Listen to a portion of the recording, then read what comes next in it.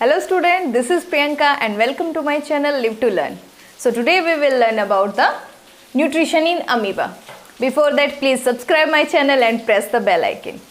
तो बेटा nutrition in amoeba means हम अमीबा जो फूड इनटेक करता है उसको कैसे डाइजेस्ट करता है, कुछ कैसे इसमें से एसिमिलेट करके एनर्जी गेन करता है, उसके बारे में आज हम डिस्कस करेंगे। फर्स्ट अगर हम अमीबा के बारे में पढ़ रहे हैं तो अमीबा होता क्या है, तो amoeba is a unicellular organism. Amoeba क्या होता है, एक यूनिसेलुलर ऑर्गेनिज्म होता है। और जो अमीबा होता है वो कंसिस्ट करता है, उसकी जो बॉडी होती है बॉडी शेप इज इरेगुलर होती है, उसकी रेगुलर कोई बॉडी शेप नहीं होती है, हमेशा एक जैसा नहीं रहता, बॉडी शेप इरेगुलर होती है। एक सेल मेम्ब्रेन होती है और एक ऑर्गेनाइज्ड न्यूक्लियस होता है, उसकी मिडल ऑफ द सेल्स में ऑर्गेनाइज्ड न्यूक्लियस होता है, डेंस न्यूक्लियस होता है। वहीं पर उसकी सेल बॉडी में अगर इनर स्ट्रक्चर देखें तो बहुत सारे वैक्यूल्स प्रेजेंट होते हैं, ये वैक्यूल्स प्रेजेंट होते हैं। तो इस जो ये शेप होती है इसको हम अमीबा कहते हैं। और अमीबा कॉन्टिन्यूस क्या होता है, अपनी शेप चेंज करता रहता है। तो हमें पढ़ना है न्यूट्रिशन इन अमीबा। तो अमीबा को हम अगर देखें तो हमें पता है अमीबा क्या है, एक यूनिसेलुलर ऑर्गेनिज्म है। और ह्यूमन बींग्स क्या है, मल्टीसेलुलर ऑर्गेनिजम्स हैं। यानी कि amoeba contains only single cells, human being contains million number of cells. तो ह्यूमन बींग्स में आपने देखा कि जो न्यूट्रिशन कंप्लीट होता है वो इन्वॉल्व करता है 5 स्टेप्स। 5 स्टेप्स में न्यूट्रिशन कंप्लीट होता है इन ह्यूमन बींग्स। तो सेम वहीं पर क्या है, अमीबा यूनिसेलुलर है, लेकिन अमीबा में भी जो न्यूट्रिशन होता है वो 5 स्टेप्स इन्वॉल्व करता है। और कौन सा न्यूट्रिशन होता है, सेम ह्यूमंस वाला holozoic nutrition, because it also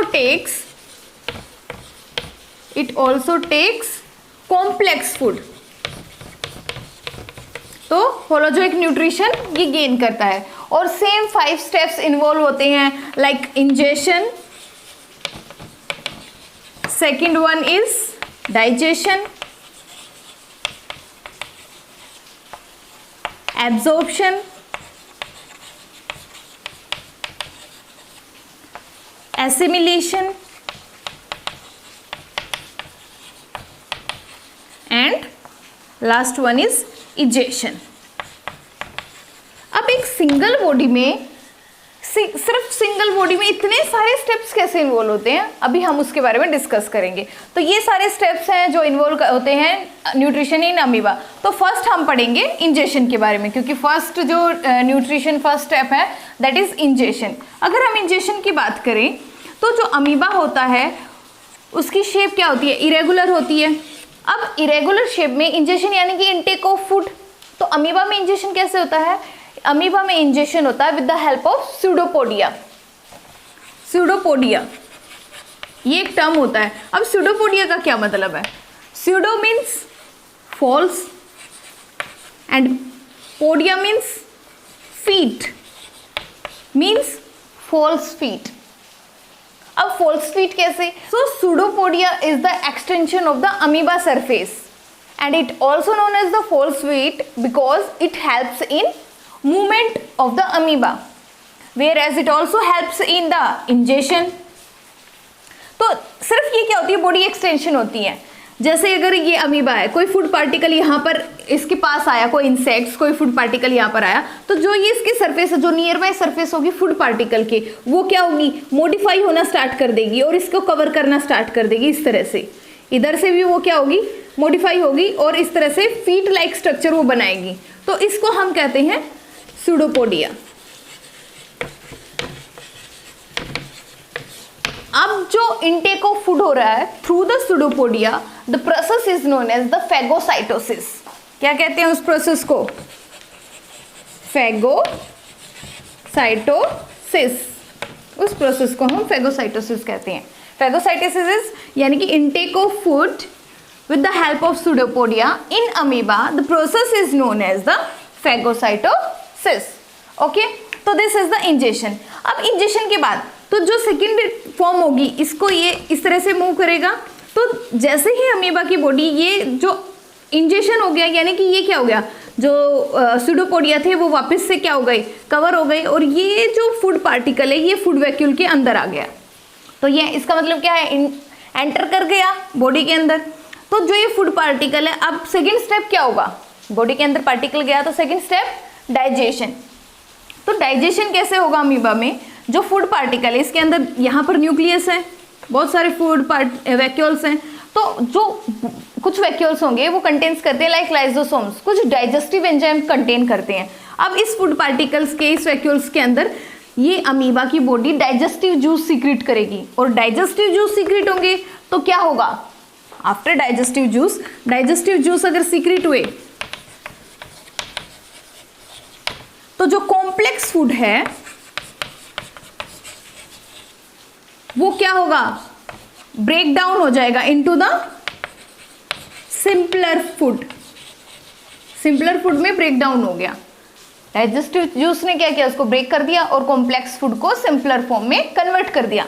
क्योंकि ये सारा डाइजेशन कहाँ हो रहा है? अमीबा के अंदर हो रहा है, और अमीबा क्या है? सिंगल सेल है। तो इस डाइजेशन को हम कहते हैं इंट्रा सेल्यूलर डाइजेशन। इसको इंट्रासेल्यूलर डाइजेशन भी कहते हैं क्योंकि ये इनसाइड द सिंगल सेल हो रहा है, इसलिए इसको इंट्रासेल्यूलर डाइजेशन कहते हैं। अब डाइजेशन हो गया, उसके बाद फूड का क्या होगा? एब्जॉर्प्शन होगा। तो एब्जॉर्प्शन यानी कि जो थर्ड स्टेप है दैट इज एब्जॉर्प्शन। अब जो एब्जॉर्प्शन है, जो फूड डाइजेस्ट हुआ, डाइजेस्टेड फूड क्या करेगा? साइटोप्लाज्म में डिफ्यूज हो जाएगा। ये जो लिक्विड जो सब्सटेंस होता है present between the cell membrane and the nuclear membrane, उसको हम कहते हैं साइटोप्लाज्म। तो जो डाइजेस्टेड फूड है वो डिफ्यूज आउट हो गया, यानी कि वो साइटोप्लाज्म में आ गया, और वो क्या करेगा? उसको हर एक पार्ट में लेके जाएगा, यानी कि होल बॉडी में उसको लेके चला जाता है। यानी कि फूड का क्या हो रहा है? एब्जॉर्ब हो रहा है, पूरी बॉडी उसको एब्जॉर्ब कर रही है। तो this is the absorption. Next fourth step is assimilation. Assimilation क्या होता है? Assimilation is the process in which the assimilated molecules give the energy to the body is called the assimilation। यानी कि जो फूड डिफ्यूज आउट हुआ है cytoplasm में, अब वो स्टोर कर लेगी अमीबा की बॉडी और उसको यूटिलाइज करेगी for the growth, maintenance and for multiplication of the body. Amoeba multiply करेगा तो एनर्जी चाहिएगी, ग्रोथ करनी है तो एनर्जी चाहिएगी, तो उस एनर्जी को वो स्टोर करके रखता है और जब उसकी ज़रूरत होती है उसको यूज़ करता है। तो this process is known as the assimilation. अब क्या हो गया? अब कुछ ऐसा फूड भी होगा जो अनडाइजेस्टेड होगा, क्योंकि टोटली फूड तो हम भी डाइजेस्ट नहीं करते ना, हमारी बॉडी में भी क्या होता है, कुछ अनडाइजेस्टेड फूड बच जाता है।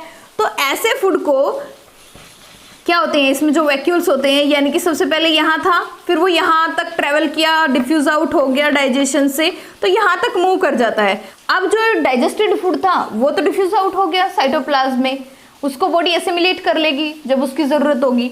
अब जो अनडाइजेस्टेड फूड था वो फूड वैक्यूल्स में है, वो कहाँ कर तरफ मूव करेगा?